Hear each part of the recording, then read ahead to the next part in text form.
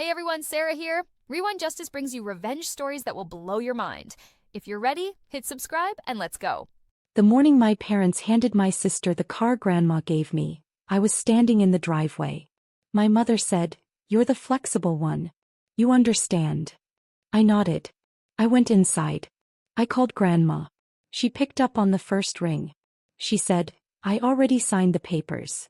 There is a photograph on the mantelpiece in my parents' living room in Roswell, Georgia. It has been there since I was 11 years old. My mother put it there after Grandma Ruth's 80th birthday party, and it has not moved since. In the photograph there are 4 people: my parents, my sister Bethany, and my grandmother. They are standing in front of the birthday cake. They are smiling. The light is warm and the moment is real and everyone looks happy. I am not in the photograph. I took it. I was 11. My father handed me the camera and said, "Get a good one, Margot," and I got a good one. Sharp focus, good framing, everyone's eyes open. And then my father took the camera back and said, "Perfect," and the photograph went to the developer and came back and my mother put it on the mantelpiece. I understood even then that this was not malicious. That is the important thing to understand about my family. Very little of what they did was malicious. It was something quieter than malicious. It was the assumption, deep-grooved, never examined, that I would handle it. That I was fine. That being fine was my contribution. And that contribution required no acknowledgement because it produced no visible problem. I was the flexible one. I have been the flexible one since approximately the 3rd grade, when Bethany developed a series of anxieties around social situations that required my parents' sustained attention and energy and redirected most of both away from me for the better part of a decade. I do not blame Bethany for this. She was a child. She was anxious. She needed what she needed. But the pattern, once established, does not dissolve when the original cause resolves. Bethany grew out of most of her anxieties by high school. She joined the drama club. She got a boyfriend. She laughed easily and loudly in ways that filled rooms, and my parents were visibly relieved and visibly proud, and the attention that had been redirected toward her needs stayed redirected toward her presence. I became the one who handled things, quietly, without requiring acknowledgement. I drove Grandma Ruth to her cardiologist in Marietta every month from the time I got my license until I left for college. I organized her medications. I fixed the leak under her kitchen sink. I translated her insurance paperwork into language she could understand. I sat with her on her porch in the evenings when she was lonely, which was often, because Grandma Ruth had been a widow for 11 years and the people who checked in on her, with the exception of me, did so on holidays. Grandma Ruth knew what I was doing.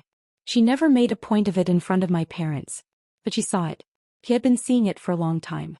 The photograph on the mantelpiece is where this story begins, but it is not where I discovered what Grandma Ruth had done.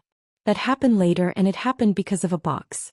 Grandma Ruth's house in Marietta was a craftsman bungalow on Kennesaw Avenue, 3 bedrooms, original hardwood floors, built in 1941 and maintained with the particular dedication of a woman who believed that things lasted if you took care of them. She had lived there for 53 years. She had raised my mother there. She had hosted every family Thanksgiving there until her knees made the kitchen impractical, at which point my parents took over the hosting and Grandma Ruth came to them, and something shifted in the family's center of gravity that I don't think anyone fully acknowledged. 2 winters ago Grandma Ruth turned 86. She was sharp, sharper than people expected when they looked at her age, which annoyed her. Her cardiologist, Dr. Anaya Patel at Wellstar Kennestone Hospital in Marietta, had told her she had the cardiac markers of a woman 15 years younger. Grandma Ruth had said, "I've always been ahead of schedule." She called me in January. She said, "Margot, I need you to come over and help me sort some things." I drove the 40 minutes from my apartment in East Atlanta. She made coffee. We sat at her kitchen table. She pushed a cardboard box across to me. "That's yours," she said. "Not to take today. To know about." I opened the box. Inside was a manila envelope. A title document. A name typed on the transfer line, Margot Elaine Demers. And a set of car keys. A paper tag on the key ring in Grandma Ruth's handwriting. 2019 Subaru Outback. Paid in full. I looked up. She said, "I bought it outright. 18 months ago. It's registered in my name until the transfer is complete. But the transfer paperwork has your name on it. Has had your name on it since the day I signed it." She picked up her coffee. I've been watching you drive that rattling Honda for 4 years, Margot. It embarrasses me. I said, Grandma. Don't, she said. Not unkindly. Don't make it something it isn't. You drive me to the doctor. You fix my sink. You sat with me on that porch every Sunday for 6 years and you never once asked me for anything, and I am 86 years old and I have earned the right to decide what happens to my car. I held the keys. Now, she said, I'm not transferring it to you today because I still need it for my grocery run on Thursdays. But it is yours. The papers are signed. When I'm ready to stop driving or when I'm gone, it comes to you. I have told my attorney, James Whitfield at Whitfield Estate Law in Cobb County, and he has the duplicate documentation. I said, Does Mom know? Grandma Ruth looked at me over her coffee mug. Your mother, she said, knows what I choose to tell her. I put the keys back in the box. I put the box on her shelf, the one she pointed to in the hallway next to the extra linens. I drove home to East Atlanta. That was January. By March everything had changed. And nothing had changed. Both things simultaneously. In March Bethany got engaged. His name was Connor Falk, a personal injury attorney from Alpharetta, which my father found enormously impressive and said so at dinner 3 times in the same evening. The engagement party was at my parents' house. I brought a gift and a bottle of Prosecco, and I spent most of the evening in the kitchen refilling platters, which I did voluntarily because I knew it needed doing and because it was easier than standing in the living room nodding at people asking me what I was up to these days.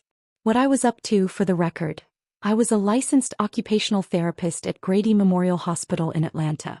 I had been there for 4 years. I worked with stroke recovery patients mostly.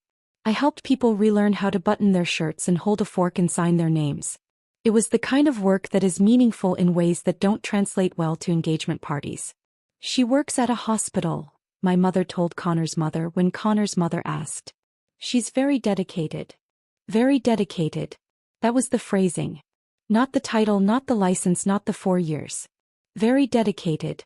The way you describe someone who has committed to an appropriate hobby. I refilled the cheese platter. I drove home at 10. I called Grandma Ruth from the car. She said, How was it? I said, Fine. She said, Was it? Pause. No, I said. No, she agreed. It rarely is. I need to tell you about the morning with the car because it is the morning the story turns, and I want you to understand exactly what was said and who was standing where and what the driveway felt like at 8 o'clock on a Saturday in November. Bethany and Connor's wedding was set for April. Venue: a renovated barn outside Dahlonega. $14,000 for the weekend rental alone, which I know because my mother mentioned it 4 times in 6 weeks. Connor's family was contributing substantially. My parents were contributing the rest, which they could manage because my parents had, over 22 years of my father's civil engineering career, built a stability that my mother often characterized as comfortable, with the particular pride of someone who had worked hard for comfort and wanted it acknowledged. What they did not have in November was a second car. My father's Jeep had developed a transmission problem in October that the mechanic in Dunwoody quoted at $3,800 to repair. My father had decided the repair was not worth it on a 2011 vehicle and had surrendered the Jeep to the mechanic as a trade against a partial discount on future service. He was driving my mother's Camry. My mother called me on a Wednesday. She said, Bethany needs a car for the engagement photos on Saturday. The venue is outside the city and Connor's car is a 2-seater. Pause. I was wondering about Grandma's Subaru. I said, Grandma still drives it. She has her Thursday grocery run. Grandma can get a ride for one Thursday, my mother said. I meant, we thought Bethany could use it for Saturday. Just for the day. You'd need to ask Grandma, I said. I thought, my mother said carefully, that you might ask her. Since you're close. I said I would think about it. I called Grandma Ruth. I told her. Grandma Ruth was quiet for a moment and then she said, I'll handle it, Margot. Don't worry about it. I said, What does that mean? She said, It means I'll handle it. Saturday morning I drove to my parents' house because my mother had asked me to come early to help set up a brunch before the photography session. I arrived at 8. I came in through the side gate the way I always did. Bethany was in the driveway. The Subaru was in the driveway. My father was handing Bethany the keys. I stopped walking. I was 6 feet away. My father was mid-sentence, something about the GPS setting, and Bethany was laughing, her hair done already, her ring catching the morning light. My mother saw me first. She was standing at the edge of the driveway with her coffee. She said, "Oh, Margot. Good you're here." As if I had arrived to witness a thing that was already settled. As if the appropriate response to my arrival was relief that the witness was present. I said, "Where did you get the keys?" My father turned. He said, "Grandma said it was fine. She called me last night." I looked at him. "She said she didn't need it this week," he said. "She said Bethany should use it for the photos." My mother said, "You're the flexible one, Margot. You understand how these things work. Bethany's wedding is in April and she just needed." "I understand," I said. I did not say anything else. I went inside. I went to the kitchen. I put my bag on the counter. I stood at the window for 10 seconds. The driveway was still visible through the glass.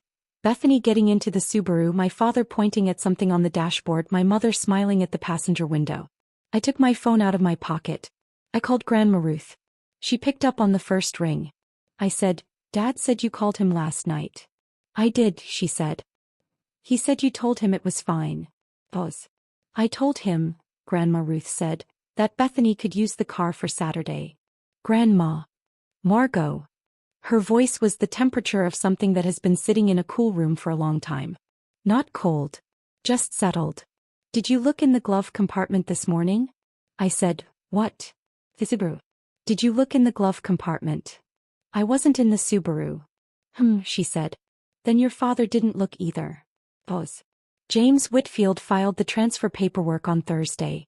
The title transferred to your name at the Cobb County DMV on Friday afternoon. Yesterday." Another pause. "The car your sister is driving this morning belongs to you." I stood at the kitchen window. The Subaru was backing out of the driveway. "The copy of the transferred title," Grandma Ruth said, "is in the glove compartment. In a white envelope with your name on it. I put it there myself on Thursday morning." I said, "Grandma.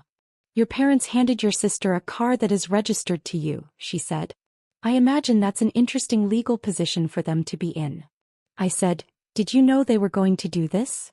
A very long pause.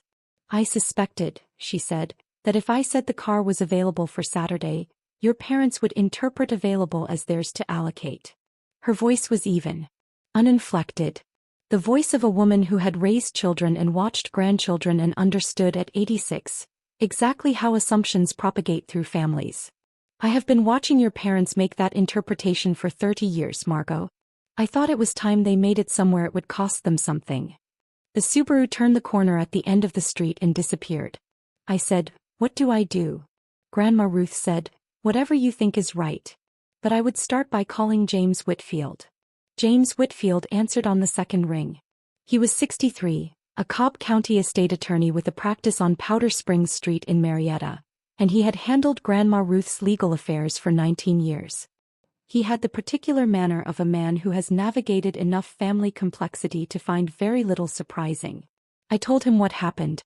He listened without interrupting. When I finished, he said, "Let me be precise about the legal position. The title transfer to your name was recorded at the Cobb County DMV on Friday at 3:47 p.m. That is the moment of record. The vehicle has been legally yours since that time. Your parents were not informed of the transfer, which means they handed a third-party access to a vehicle they had no legal authority over." I said, "What does that mean practically?" "It means," he said carefully, "that your sister is operating a vehicle registered to you without your knowledge or consent. Your parents facilitated that. The practical consequences depend entirely on what you choose to do. You have several options and I can walk you through all of them." I said, "What are the options?" He walked me through them. There were 3. The first was to do nothing. Wait for the car to be returned, say nothing. Absorb it. The second was to contact Bethany directly and inform her of the title situation, which would require her to stop driving the vehicle or obtain my consent retroactively. The third was to let the day proceed and address it with my parents that evening, in possession of documentation that they had transferred a titled asset without authority. I said, "Which option does Grandma Ruth think I should choose?" A brief pause. Then, she said, and I am quoting directly, "Margot will know." Thanked him. I hung up. I stood in my parents' kitchen for a moment. The brunch setup was half finished. Quiche on the counter. Mimosa fixings. The good dishes out. Everything in preparation for a celebration of Bethany's next stage. I finished setting up the brunch. I laid out the napkins. I arranged the fruit. I did it because it needed doing, because that is what I do, because 28 years of being the flexible one does not dissolve in a single Saturday morning. But I also took a photograph of James Whitfield's card. I put it in my back pocket. And I waited. They came back at 2 in the afternoon. Bethany was glowing the way people glow after 2 hours of professional photography. Slightly exhausted, slightly euphoric. Connor had driven separately. My mother was already in the kitchen when they arrived, and she called out, "How were the photos?" And Bethany said, "Perfect," and I heard it from the living room where I was reading. My father came in last. He dropped the Subaru keys on the kitchen counter. I looked at the keys. I looked at my father. I said, "Can we talk in the living room?" He looked surprised. My father was always surprised when I initiated. It was one of the indicators. The surprise told you everything about the baseline assumption. "Sure," he said. My parents sat on the couch. I sat in the chair across from them. Not the chair I usually chose. The smaller one by the window, the one that kept me slightly outside the central conversation. I sat in the armchair directly across. The one guest sat in. I said, "I need to tell you something about the Subaru." My mother said, "Is there something wrong with it?" I said, "The title transferred to my name on Friday afternoon. Grandma Ruth filed the paperwork through James Whitfield at Whitfield Estate Law on Thursday. As of Friday at 3:47 p.m., the car is registered to me." Silence. My father said, "What?" "The car Bethany drove today is mine," I said. "Grandma has been planning to transfer it to me for 2 years. The papers were signed when Grandma bought it. She told me in January.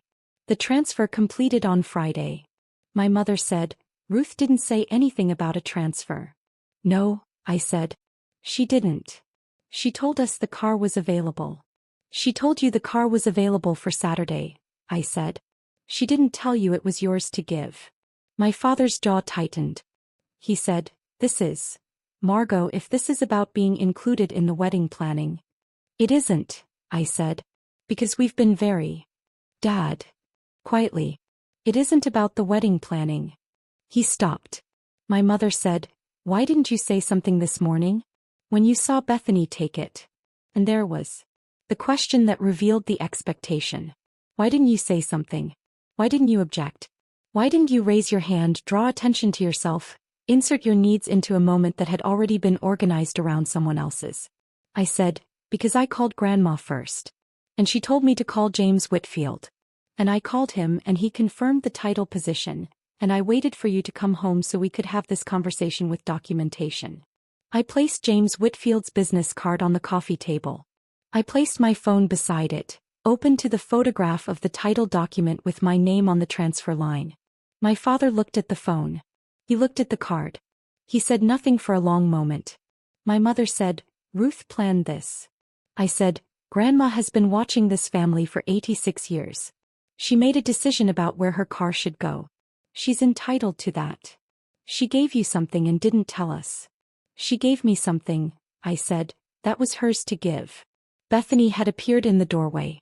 I didn't know when she'd come in. She was still in her engagement photo outfit, the floral dress, the low heels, and she was holding her phone loosely at her side and looking at the coffee table. At the card. At my phone.